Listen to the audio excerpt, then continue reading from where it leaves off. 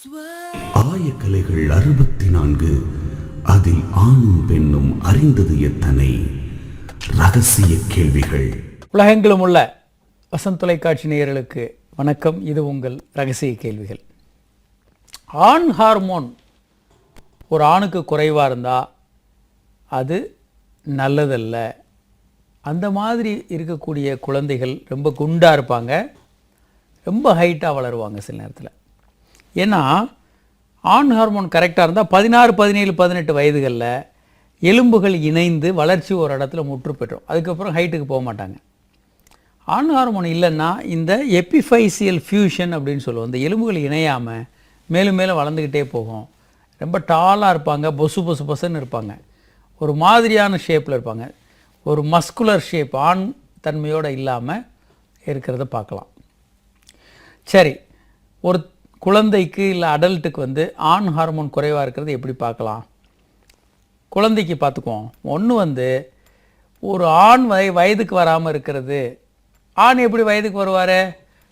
தூக்கத்தில் விந்து வர்றது தான் ஆண் வயதுக்கு வர்றதுக்கான அடையாளம். இந்த போலி மருத்துவர்லாம் தூக்கத்தில் விந்து வந்தால் அவனுக்கு எல்லாம் போய் சொப்பன ஸ்கலிதம் வந்தால் எல்லாம் போச்சு, ஐயோ குய்யோ முறையோன்னு அரட்டுவாங்க. சொப்பன ஸ்கலிதம் உங்களுக்கு வரலைன்னா நீங்கள் இன்னும் வயசுக்கு வரல அப்படின்னு அர்த்தம். ஒரு பெண்ணுக்கு தீட்டு வர்றது எப்படி பெண் வயதுக்கு வந்தாங்கன்னு எடுத்துக்கிறோமோ, அதே போல் தூக்கத்தில் விந்து வருவது தான் ஆண் வயதுக்கு வந்ததற்கான அறிகுறி. தூக்கத்தில் ஆண்களுக்கு ஒரு 13 வயதுலேருந்து அவங்க வாழ்நாள் முழுவதும் வந்துக்கிட்டு இருக்கோம். செக்ஸ் ரெகுலராக பண்ணாங்கன்னா குறைவாக வரும், ஒரு மாதத்துக்கு ஒரு முறை, இல்லை ரொம்ப இன்ஃப்ரீக்வெண்ட்டாக வரலாம். கல்யாணத்துக்கு வரைக்கும் ரெகுலராக நிறைய ஃப்ரீக்வெண்ட்டாக விந்து வந்துக்கிட்டு இருக்கும். இது இயல்பானது. அதே மாதிரி ஆணுறுப்புடைய வளர்ச்சி, முடிகளோட வளர்ச்சி எல்லாம் இருக்கணும். அப்படி இல்லைன்னா ஆண் ஹார்மோன் குறைவான்னு சந்தேகப்படணும். ஒரு காலர். ஹலோ ஹலோ வணக்கம், சொல்லுங்க டாக்டர். என்னோட பேர் பிரியா, நான் தீநகர்ல இருந்து கால் பண்றேன். சொல்லுங்க பிரியா. உங்க ப்ரோக்ராம் பாக்குறோம், ரொம்ப நல்லா இருக்கு, ரொம்ப யூஸ்ஃபுல்லா இருக்கு. ரொம்ப நன்றி. சொல்லுங்க. ஆக்சுவலா என்னோட ஏஜ் 29 ஆகுது. ஓகே. எனக்கு மேரேஜ் ஆகி 7 இயர்ஸ் ஆகுது. ஒரே ஒரு பையன் இருக்கான் எனக்கு. சரிங்க. என்னோட கேள்வி என்னன்னா, என்னோட பெஸ்ட் ரொம்ப லூஸா இருக்கு. பிஃபோர் மேரேஜோட ஆஃப்டர் மேரேஜ், ஆஃப்டர் டெலிவரி இப்ப ரொம்ப லூஸா இருக்கு. சரிங்க. அதுவும் எனக்கு ஒரு செல்ஃப் கான்பிடன்ஸே இல்லாத மாதிரி இருக்கு.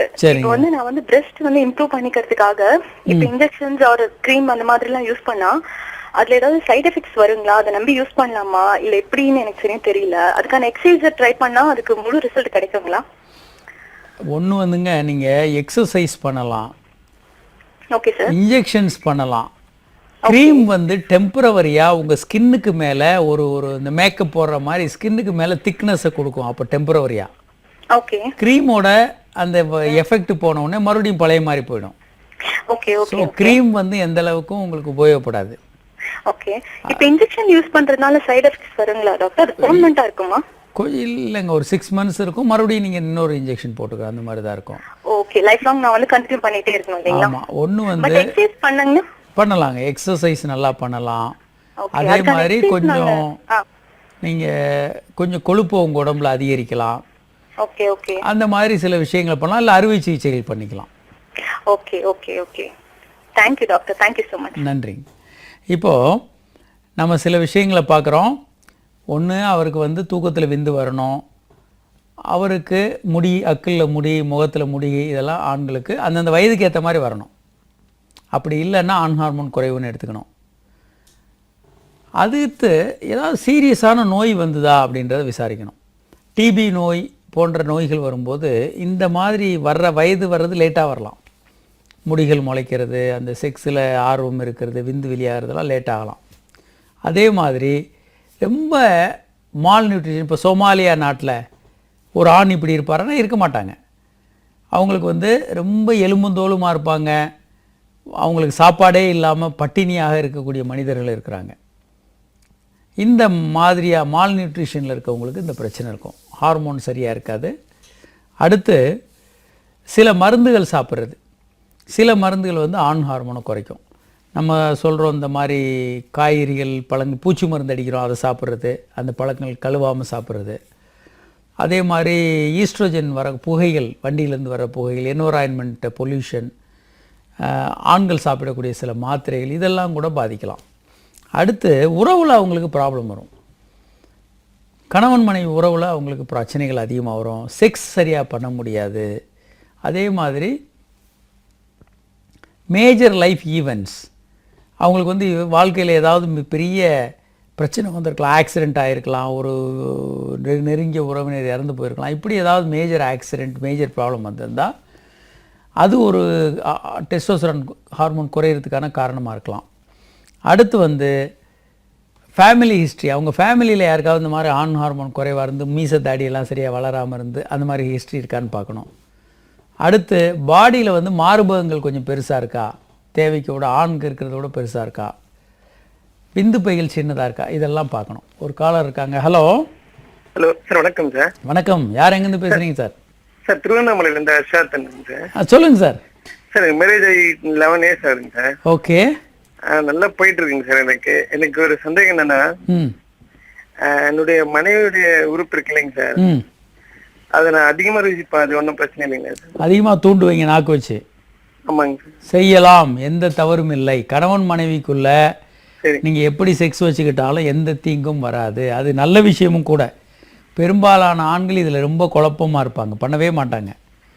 இந்த மாதிரி மனைவியை தூண்டுறது வந்து அத்தியாவசியமான விஷயம். ஏன்னா ஒரு பெண்ணை வந்து நீங்கள் செக்ஸ் பண்ணி உச்சகட்டம் கொண்டு போகிறதுன்றது அன்லஸ் நீங்கள் ரொம்ப எக்ஸ்பர்ட்டாக இருந்து நிறைய விஷயங்கள் தெரிஞ்சிருந்தாலுடைய சாத்தியம் இல்லை. பெரும்பாலான ஆண்களுக்கு சாத்தியமே இல்லை.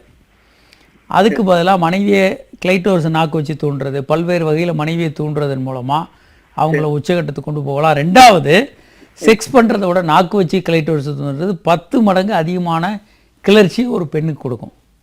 அதனால் அதெல்லாம் செய்யணும். நார்மல், இயல்பானது, சரியானது.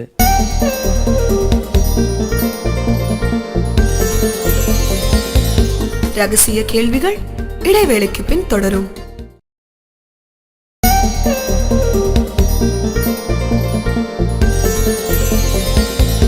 ரகசிய கேள்விகள் தொடர்கிறது.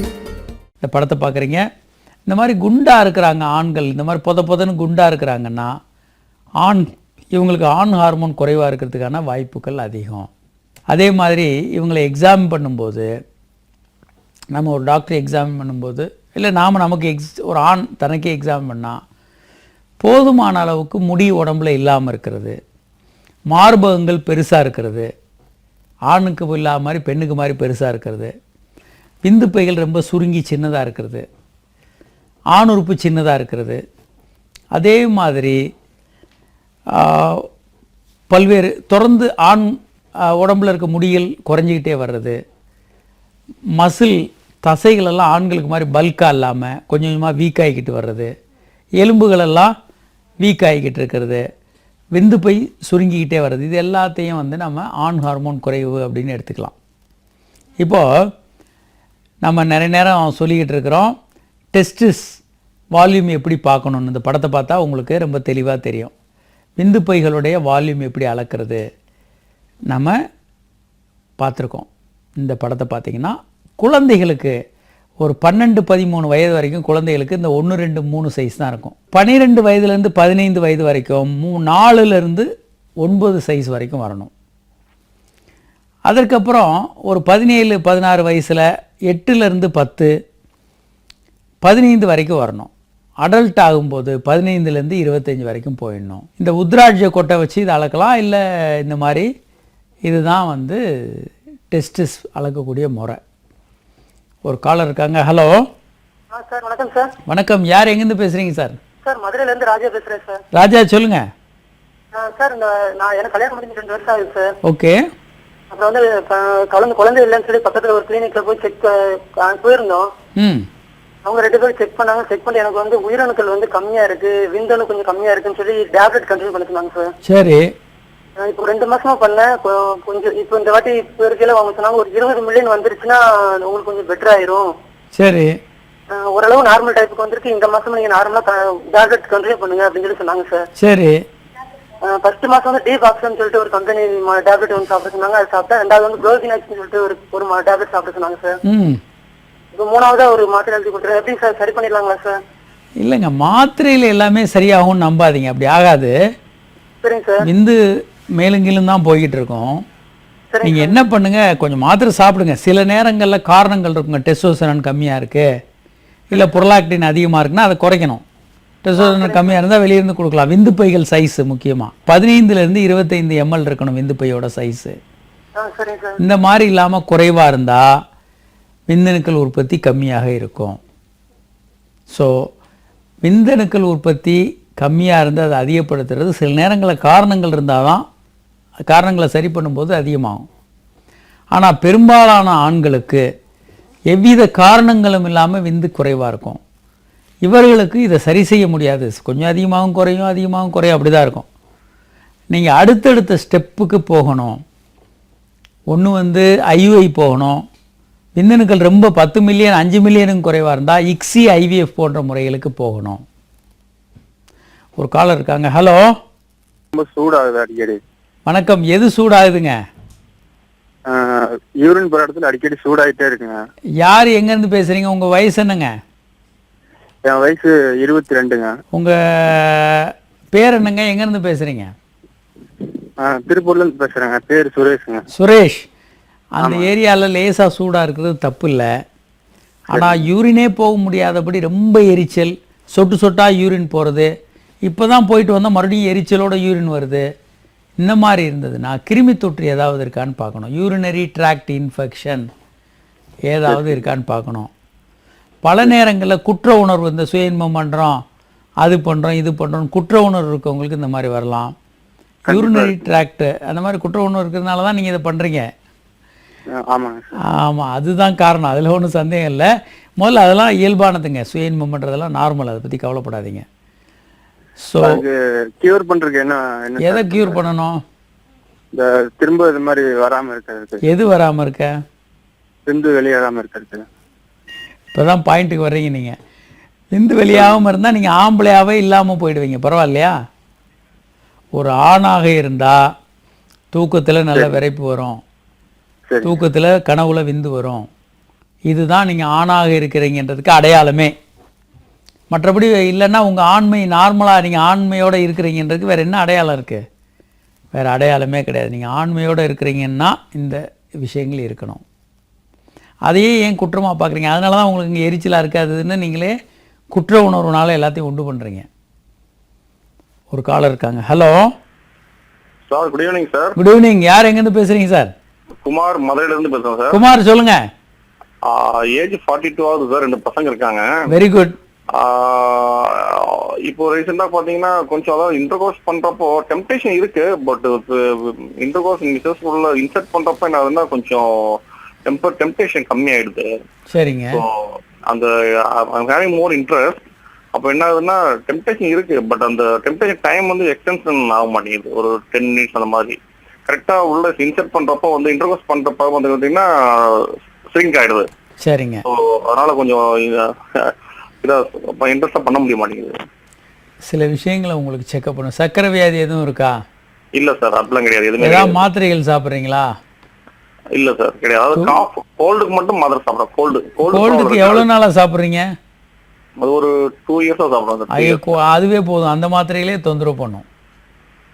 செட்ரிசின் போன்ற ஏதாவது மாத்திரைகள் சாப்பிடும்போது ஏன் 2 வருஷம் கோல்டுக்கு மாத்திரை சாப்பிட்றீங்க? இல்ல, சிட்ரிசின் இல்லை சார். இப்போ கண்டினியூஸா சைனஸ் ப்ராப்ளம் எனக்கு இருக்கு. ஸோ சைனஸ் ப்ராப்ளம் இருக்கு. நம்ம டேப்லெட் ப்ராப்ளம், ரன்னிங் நோஸ், அந்த இஷ்யூ இருக்கு. அதுதாங்க, தொடர்ந்து 2 வருஷம் மாத்திரை சாப்பிட்றது கண்டிப்பாக பாதிக்கும். அந்த மருந்துகளை நிறுத்த முடியுமான்னு பாருங்க, இல்லை உங்கள் வாழ் சூழ்நிலையை மாற்ற முடியுமான்னு பாருங்க, வேற ஏதாவது மாடிஃபை பண்ணி மருந்துகள் தொடர்ந்து எடுக்காமல் இருக்க முடியுமான்னு பாருங்க. தூக்க மாத்திரை, கை கால் வலிப்புக்கான மாத்திரை, மனநிலைக்கான மாத்திரை, இந்த மாதிரி வயிற்றுக்கு அல்சருக்கான மாத்திரை, பிபிக்கான மாத்திரை, இப்படி பல்வேறு மருந்துகள் இந்த பிரச்சனையை உண்டு பண்ணும். இல்ல நீங்க சொல்ற இந்த எந்த மாத்திரையும் எடுக்கிறது இல்ல, நீங்க சொல்ற மருந்து உட்பட. நான் உன்னோட மற்ற உதாரணங்களையும் சொல்றேன், வேற ஒண்ணும் இல்லை. அதனால இது ஏதாவது உங்க மருந்துகளை நிறுத்திட்டு மாற்ற முடியுமான்னு பாருங்க. நம்பர் 1. ஃபுட்டில் எந்த மாற்றமும் பெரிய அளவு இருக்காதுங்க. அன்லஸ் நீங்கள் டாக்ஸிக் ஐட்டம்ஸு, போதைப் பொருட்கள், இல்லை ஆல்கஹால், ஸ்மோக்கிங், இந்த விஷயங்கள் தான் பாதிக்குமே தவிர சாதாரண உணவு பெரிய அளவில் பாதிக்காது. ஆனாலும் கொழுப்பு இல்லாத உணவாக எடுங்க. அதாவது எண்ணெயில் வறுத்தது, பொரிச்சது, எண்ணெய்,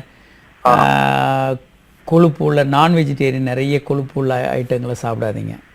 அது ரத்த குழாயில் அடைக்கும். அது வந்து ஆணுறுப்புக்கு போகிற ரத்தத்தை குறைக்கும், இருதயத்துக்கு போகிற ரத்தத்தை குறைக்கும். ஓகே, நான் அதான் நான்வெஜ் நிறைய சாப்பிடுவேன், மட்டன் சிக்கன் நிறைய சாப்பிடுவேன். எக்ஸசைஸ் ரெகுலராக பண்ணுறீங்களா? வாக்கிங் போறேன் சார், daily morning regular practice walking போறேன். Daily morning 40 minutes use to go walking. Very good. ரெகுலராக வாக்கிங் போங்க, இல்லை எக்ஸசைஸ் பண்ணுங்கள். அதே மாதிரி மனதை கொஞ்சம் சந்தோஷமாக வச்சுக்கோங்க. மன நெருக்கடி, மன அழுத்தம் வந்து செக்ஸ் பிரச்சனைகளை உண்டு பண்ணும்.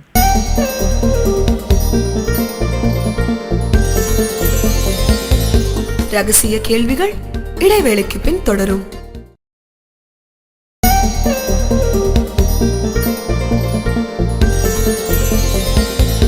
ரகசிய கேள்விகள் தொடர்கிறது. இப்போ ஒரு காலர் இருக்காங்க. ஹலோ. ஹலோ, வணக்கம். யார் எங்கேருந்து பேசுறீங்க சார்? சார் வணக்கம் சார், நான் ஆம்பூர்ல இருந்து பேசுறேன் சார். ஹலோ, பேருங்க? அகமத் சார். அகமது, சொல்லுங்க சார். எங்க ஒய்ஃப்க்கு வந்து 13 நாள் தள்ளி போயிட்டு சார்.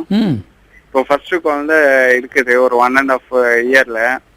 இப்போ நெக்ஸ்ட் வந்து அது இப்போ எடுத்துக்கிறது நல்லதா இல்ல எப்படி சார் அது? மறுபடியும் சொல்லுங்க. அதாவது 1.5 இயர் ஆயிடுச்சு குழந்தை பெத்துட்டு.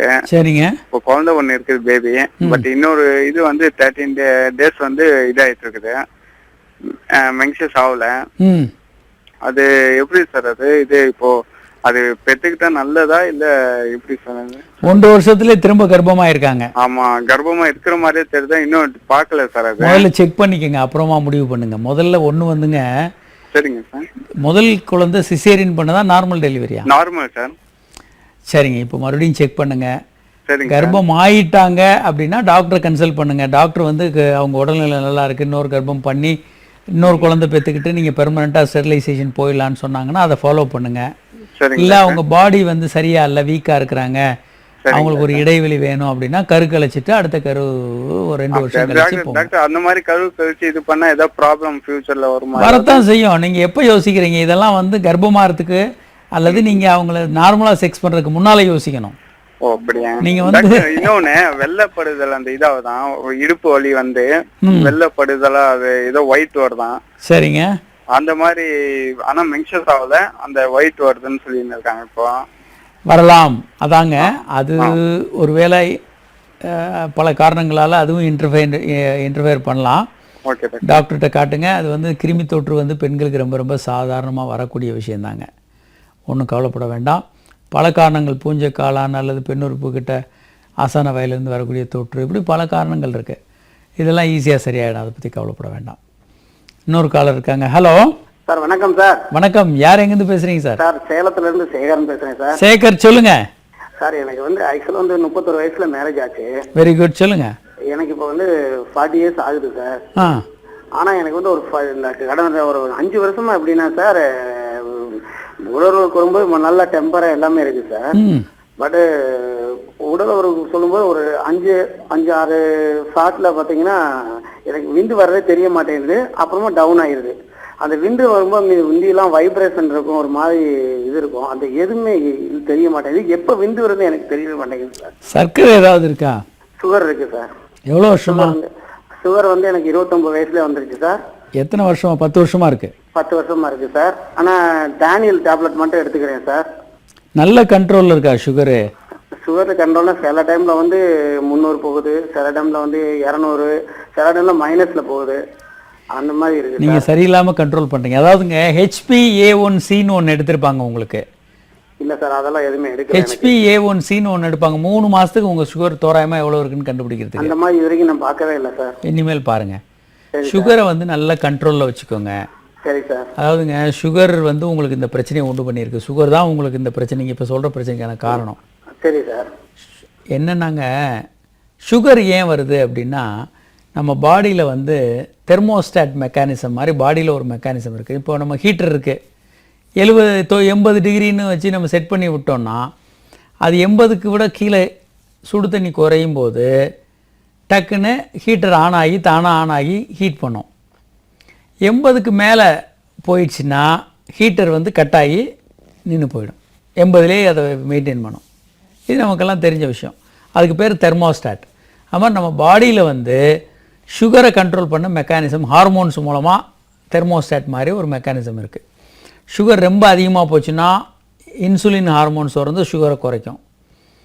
சில நேரம் ரொம்ப குறைஞ்சி போச்சுன்னா வேறு சில மெக்கானிசம் மூலமாக உள்ள சர்க்கரை வந்து சுகரை கொஞ்சம் அதிகப்படுத்தும். ஸோ நார்மல் லெவலுக்குள்ளே சுகரை மெயின்டைன் பண்ணுவாங்க.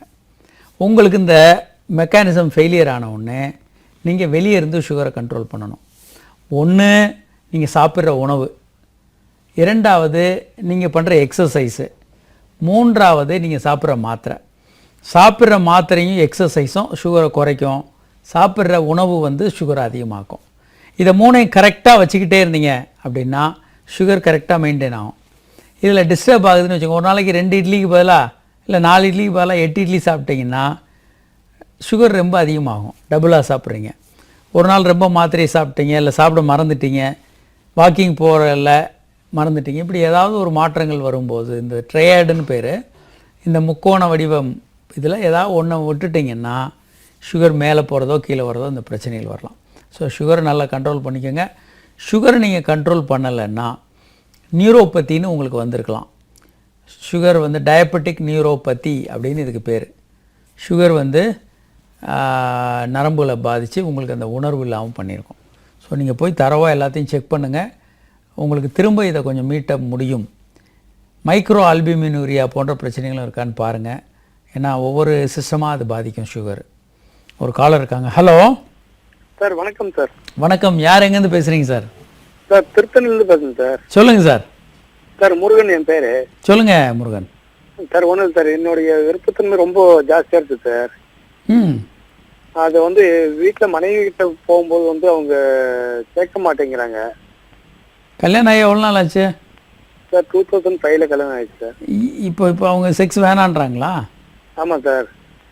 குழந்தைங்க இருக்குது? ஒரு பையன் ஒரு பொண்ணு சார். சரிங்க. அதான் அவங்க கிட்ட போகும்போது கேட்க மாட்டேங்கிறாங்க சார். எதனால என்னன்னு கேட்க வேண்டியதான் நீங்கள் அவங்கள? சார் என்னால் முடியல அப்படிங்கிற மாதிரி சொல்கிறாங்க சார். நீங்கள் அவங்கள ரொம்ப கடுமையாக திட்டுவீங்களா? கோவம் வந்தால் ரொம்ப திட்டுவீங்களா? இல்லை சார், அந்த மாதிரிலாம் எதுவும் பண்ணுறது இல்லை சார். சரி. அவங்க உங்களை ரொம்ப திட்டுவாங்களா? இல்லை இல்லை சார், ரொம்ப அன்பா இருக்கும் சார். ரொம்ப நல்ல விஷயம். செக்ஸ் பண்ணும்போது அவங்களுக்கு உச்சகட்டம் வருதா ஒவ்வொரு முறையும்? வருது சார். என்னால் ஈடுகட்ட முடியல சார். ஏன்னா எனக்கு வந்து விந்து சீக்கிரம் வெளில வந்துடுது சார். அதாவதுங்க, ஒன்று மனதளவில் அவங்க பாதிக்கப்பட்டிருக்கணும், இல்லைன்னா நீங்கள் செக்ஸில் வந்து அவங்க உச்சகட்டம் அடையாமல் நீங்கள் ஆரம்பிப்பீங்க, கொஞ்ச நேரத்தில் விந்து வந்துடும், நீங்கள் நல்லா தூங்கிடுவீங்க. பார்ட்னர் வந்து தூங்காமல் முழிச்சுக்கிட்டே இருப்பாங்க. சரியா தூக்கம் வராது. நீங்கள் செக்ஸ் பண்ணி அரைவரையாக செக்ஸ் பண்ணி விட்ட உடனே அவங்களுக்கு என்ன பண்ணுறதுனே தெரியாது, நீண்ட நேரம் தூக்கம் இல்லாமல் இருப்பாங்க. சரி சார். இந்த மாதிரி சூழ்நிலையில் என்ன ஆகுன்னா, அடுத்த முறை நீங்கள் செக்ஸுக்கு அப்ரோச் ஆகும்போது அவங்க பழைய நினைப்பு இருக்கும். அதே மாதிரி மறுபடியும் ஒரு சிக்கலில் மாட்டி விடுவீங்கன்னு சொல்லி செக்ஸ் வேண்டான்னு சொல்லிடுவாங்க. முதல்ல நீங்கள் பண்ண வேண்டியது, மனைவியை உச்சகட்டத்திற்கு கொண்டு செல்வது எப்படி. இந்த நிகழ்ச்சியில் பல முறை சொல்லிக்கிட்டே இருக்கோம், ABCDEFன்னு. இதை கற்றுக்கிட்டு செக்ஸே பண்ணாதீங்க. முதல்ல உங்கள் மனைவியுடைய கிளைட்டோரிஸை தூண்டுங்க, மார்பகங்களை தூண்டுங்க. அவங்க உச்சகட்டம் போன பிறகு செக்ஸ் பண்ணுங்கள். ரொம்ப எளிமையான சிம்பிளான விஷயம். பல முறை இந்த நிகழ்ச்சியில் நம்ம சொல்லிக்கிட்டே இருக்கோம். இது நீங்கள் கற்றுக்கொள்ள வேண்டிய விஷயம். கண்டிப்பாக கற்றுக்கொள்ளுங்கள். அது உங்கள் பிரச்சனையை சால்வ் பண்ணிடும். ஒரு காலர் இருக்காங்க. ஹலோ. Hello sir. வணக்கம் சார். வணக்கம். யார் எங்கேருந்து பேசுகிறீங்க சார்?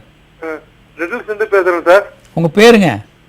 ராஜ்குமார் சார். ராஜ்குமார், சொல்லுங்கள் சார். ஒன்றும் இல்லை சார், செக்ஸில் ஈடுபட்டு விந்து வந்து சீக்கிரம் வெளியே வந்தது சார். சரி. இன்னும் மேரேஜ் ஆகலை. ஓகே. அதனால ஏதாவது ப்ராப்ளம் சார், அதான் கேட்கலான்னு சொல்கிறேன். விந்து சீக்கிரம் வர்றது உண்மையிலே ப்ராப்ளம் தாங்க.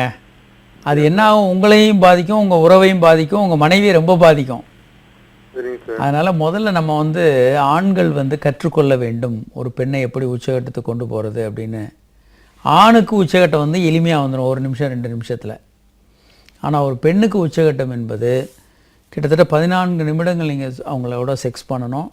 அப்படி இல்லைன்னா கிளைட்டோரிஸ் என்ற செக்ஸ் உறுப்பை நீங்கள் தூண்டணும், ஜி ஸ்பாட்டை தூண்டணும், இந்த மாதிரி ஏ ஸ்பாட்டுன்னு இருக்குது, இதெல்லாம் தூண்டிங்கன்னா அவங்களுக்கு உச்சகட்டம் வரும். இதை நீங்கள் கற்றுக்கொள்ள வேண்டும். அப்படி கற்றுக்கொள்ளலைன்னா இது உங்கள் தாம்பத்தியத்தில் பெரிய பிரச்சனை ஏற்படுத்தும். மருத்துவர் அணுகுங்க. டெபாக்சிட்டின் போன்ற மருந்துகளை அவங்க பரிந்துரையின் பேரில் நீங்கள் வாங்கி சாப்பிட வேண்டும். இதை அற்புதமாக நீங்கள் கண்ட்ரோல் பண்ணிக்கலாம். சீக்கிரம் விந்து வராமல் நீண்ட நேரம் செக்ஸ் பண்ணலாம். இந்த நிகழ்ச்சியில் சொல்கிற பல்வேறு பயிற்சிகளையும் நீங்கள் தொடர்ந்து பண்ணிக்கிட்டுருங்க. ஒரு காலர் இருக்காங்க. ஹலோ சார், என்னோட பேரு ராமசாமி. சொல்லுங்க ராமசாமி. சார், என்னன்னா எனக்கு ஏஜ் 53 ஆகுது. ஓகே. ஆனா என்னோட ஒய்ஃபுக்கு டயபெட்டிக் சுத்தமா இன்ட்ரெஸ்ட் இல்லை. எனக்கு இப்போ கண்ட்ரோல் பண்ணிக்க முடியாம நம்ம ஹாஸ்பிட்டேஷன் தான் பண்ணிட்டு இருக்கேன். சரி. எனக்கு என்னன்னா வேற ஏதாவது ஒரு லேடியோட அஃபேர் பண்ணிக்கலாம்னு தோன்றது. ஆனா அது தப்புன்னு தெரியுது. சரி. அதே சமயத்துல வேற சோர்ஸும் ஒன்றும் தெரியல சார், என்ன பண்றதுன்னு தெரியல. இந்த பாருங்க, 2-3 விஷயங்களை தெரிஞ்சுக்கங்க. வாழ்க்கையில் நேர்மையாக இருக்குதுன்னா நேர்மையாக முழுமையான நேர்மையோட இருங்க. இதில் எந்த விதமான காம்ப்ரமைஸும் பண்ணிக்காதீங்க. நேர்மையான மனிதனாக வாழ்வது என்பதே தனியான ஒரு விஷயம். கண்டிப்பாக நேர்மையாக இருங்க. மனைவிக்கு நேர்மையான மனிதனாக இருங்கன்னா, ஏதோ ஒரு காரணத்தினால உங்கள் மனைவி வேற ஒருவரோட உறவு வச்சுக்கிட்டா உங்களுக்கு எப்படி இருக்கும் வாழ்க்கை?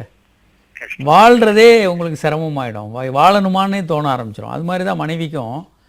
நீங்கள் வேறு என்ன காரணம் வேணாலும் சொல்லுங்கள், யாருடையாவது தவறாக உறவு வச்சுக்கிட்டீங்கன்னு தெரிஞ்சால் அவங்களால வாழவே முடியாது. வாழணுமான்ற என்ன வந்துடும். நீங்கள் செக்ஸு தான் பண்ணணும்னு அவசியம் இல்லை. உங்கள் மனைவி கையில் தூண்டலாம், வாய் வச்சு தூண்டலாம். பல முறைகளில் உங்கள் அன்பையும் செக்ஸையும் நீங்கள் கொண்டு வர முடியும். உங்களுக்கு இன்றைக்கெல்லாம் ஈஸியான பல்வேறு முறைகள் இருக்குது. லேப்டாப்பு, ஐபேடெல்லாம் 10,000 15,000 இப்போ கிடைக்குது நிறைய. இது அதிலெல்லாம் நீங்கள் செக்ஸ் படங்களை டவுன்லோட் பண்ணி நீங்கள் செக்ஸ் பண்ணிங்கன்னா மனைவியோட பண்ணுறத விட இந்த வயசில் நல்ல கிளர்ச்சி இருக்கும். ஏன்னா இந்த படங்கள் அதிக கிளர்ச்சி ஊட்டுறதா இருக்கும். உங்களுக்கு புது புது படங்களாக இருக்கிறதுனால நீங்கள் வெளியே போய் வேறு யாரோடையும் செக்ஸ் பண்ணுறத விட இது தவறுன்னு யாரும் நினச்சிக்க மாட்டாங்க. ஏன்னா போர்னோகிராஃபின்றது இன்றைக்கி உலகம் முழுவதுமே எல்லோரும் பார்க்கக்கூடிய ரொம்ப பழகின ஒரு விஷயமாக மாறிடுச்சு. ஸோ அதனால் வேறு பண்ணுற உறவு தொடர்பு அப்படின்றதெல்லாம் பல சிக்கல்களை கொண்டு வரும். பல நேரங்களில் அதை உங்களை மிகப்பெரிய சிக்கலை மாட்டி விட்டு கொலை பண்ணுறது, தற்கொலை பண்ணுறதுன்ற போன்ற விஷயங்கள்லாம் இப்படி தான் ஆரம்பிக்கிறது. யாருக்கோ ஒருத்தருக்கு நடக்கும், நமக்கெல்லாம் நடக்காதுன்னு நினச்சி தான் நிறைய பேர் அதில் விழுறது. ஸோ அதை அவாய்ட் பண்ணுங்கள். ஸோ இப்போ நம்ம பல்வேறு விஷயங்களை பற்றி பேசிகிட்ருக்கோம். ஒரு டெஸ்டோஸ்டிரான் குறைபாடு எப்படி வருது, என்னென்ன கண்டிஷனில் வருது, அது என்னென்ன விளைவுகளை ஏற்படுத்தும் அப்படின்லாம் பார்த்தோம். இந்த நிகழ்ச்சியில் இன்று எங்களோட தொடர்புகளை இல்லாத வாசகர்கள் உங்கள் கேள்வியில் எங்களுக்கு SMS மூலமாக அனுப்பலாம். 9841266666 என்ற எண்ணுக்கோ 94494444 என்ற எண்ணுக்கோ உங்கள் கேள்வியில் எங்களுக்கு SMS மூலமாக அனுப்பலாம். அல்லது hi@drkamaraj.net என்ற மின்னஞ்சல் முகவரிக்கு உங்கள் கேள்வியில் எங்களுக்கு மின்னஞ்சல் மூலமாக அனுப்பலாம். மீண்டும் நாளை சந்திப்போம். வணக்கம்.